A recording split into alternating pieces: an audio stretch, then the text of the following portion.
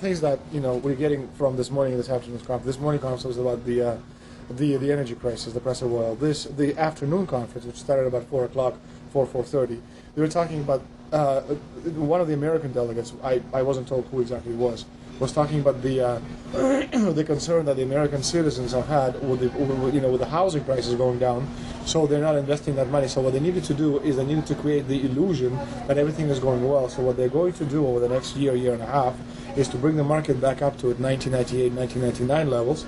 They're going to get all the suckers to invest whatever little money they have left over, and that's when they're going to make the economy bottom drop out. They need to destroy the economy because as we're running out of oil, when people don't travel, at least that's what they're saying, when people don't travel, when people don't have money, they don't travel, they don't spend any money, which means you don't waste a lot of oil and natural gas.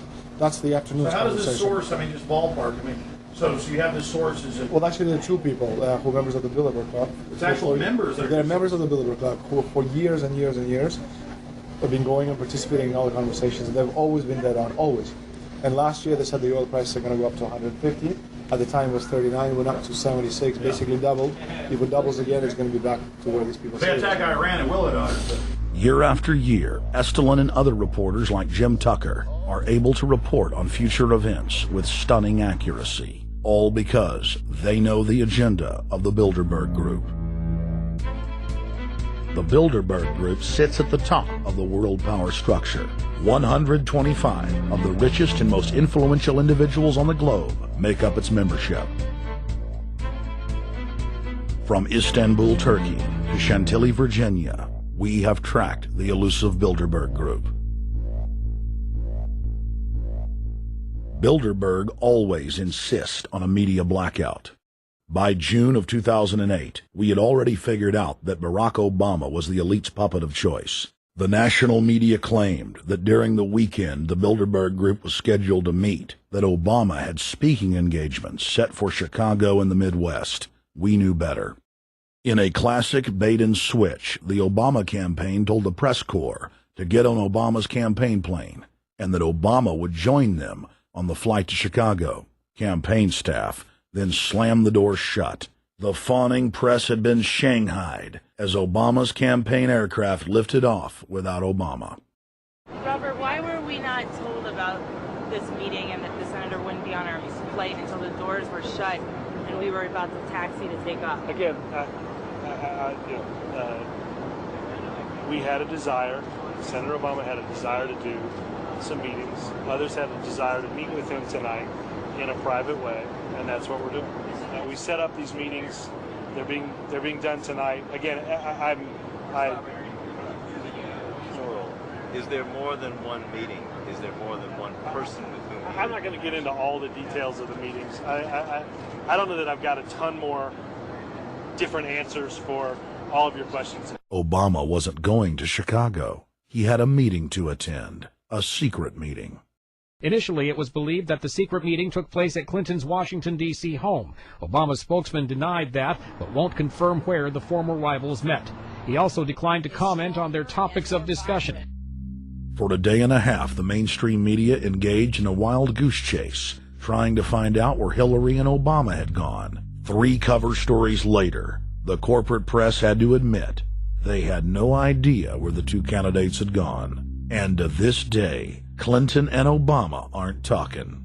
Plenty of sources knew about this meeting, told us and others that it was at Hillary Clinton's house, but clearly it wasn't.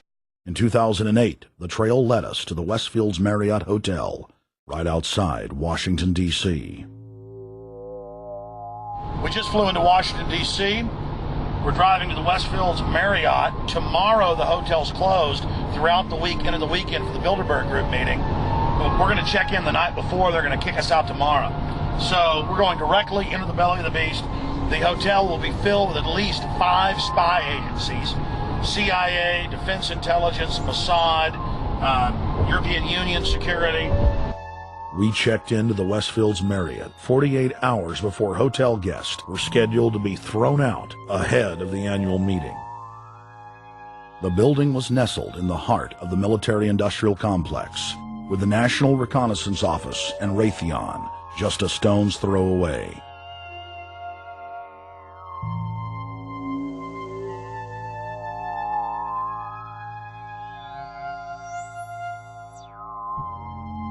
The plan tonight is to try to not get arrested, dodge the security, get in there, get some footage of the elite arriving in the morning, because some arrive before they officially lock it down, and then getting out of the building.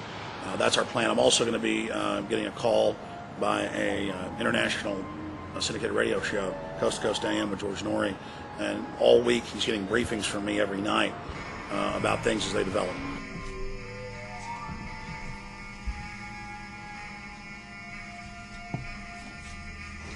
George, we're sitting here in the room. As the phone rings with your producer, Tom Danheiser, to put me on, the fire alarm goes off. So everybody is exiting the building. I know this is a setup. They timed it exactly when this happened. Open the door. I want them to hear the fire alarm. Open the door. I want people to hear this live to the 16 million people listening.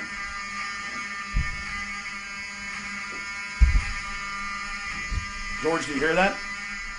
Now, they're going to use this as an excuse. The Westfields Marriott, right outside D.C. in Chantilly, they want to use this to flush us out of here. They're very upset. Everybody that covers Bilderberg, I was detained 2 years ago, interrogated, screamed at. They said Bilderberg was upset about me, wanted to stop us. This is guaranteed. Everywhere we go, we're followed. We have another hotel across town as a base of operations. They were there questioning us, getting in our faces. We're being followed everywhere. I need everybody's support right now. I pray to God they don't try to set me up. They may have tried to concoct this as some way to say, look, they didn't leave during a fire drill, assessing me knowing I would stay and do the interview. But again, the moment the phone rang with Tom Danheiser, the moment the phone rang, the guys answered it, I'm standing there, the alarm goes off. It's going off right now. The guests are exiting the hotel out there. Of course, there's no fire. This is just absolutely insane. I noticed, too, that there was over 100 security people here today, but tonight we got back and it was a total ghost town, and this is what's insane. We have a security guy walk up to us 30 minutes ago, about 25 minutes ago, before this happened, and said, "What are you guys doing?" We said, "We're just walking around checking out the artwork in the hotel," which we actually were admiring, but we were also going around getting some footage. And they said, "Well, no cameras allowed." We said, "Fine." And then he said, "Yeah, we had somebody do a fire alarm a few weeks ago, and me and Rob, my camera guy, were on. Why is he telling us about a fire alarm?" I forgot that part, George. These bastards have done this. I don't know how. They're planning to try to set us up or something, but this is incredible. We are here in the middle of this right now, George.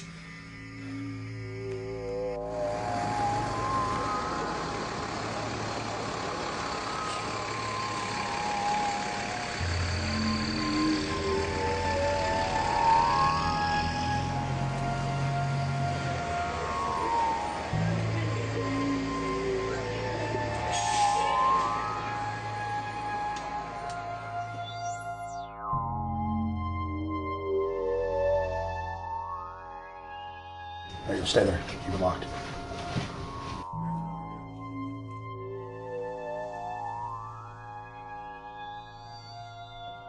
Let's go.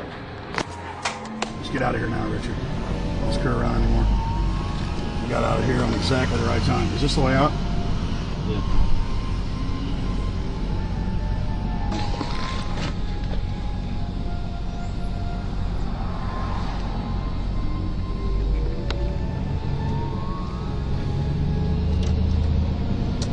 Car right behind us.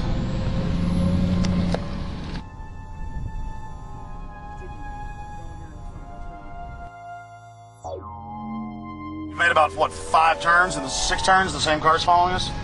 Now looks like he's following us into a... He came out of Bilderberg, he came out of the Westfield. He's being a little bit subtle, but... Not too. There he is. That's him over there in the blue green, car. Yeah.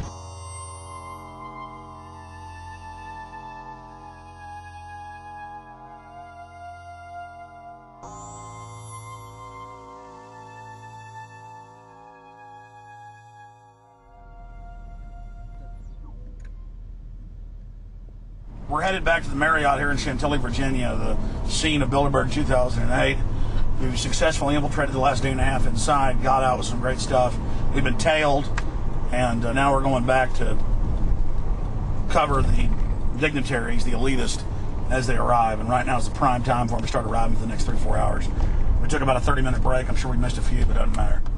We've got scores of people that just organically are listeners, info warriors that are out here taking action.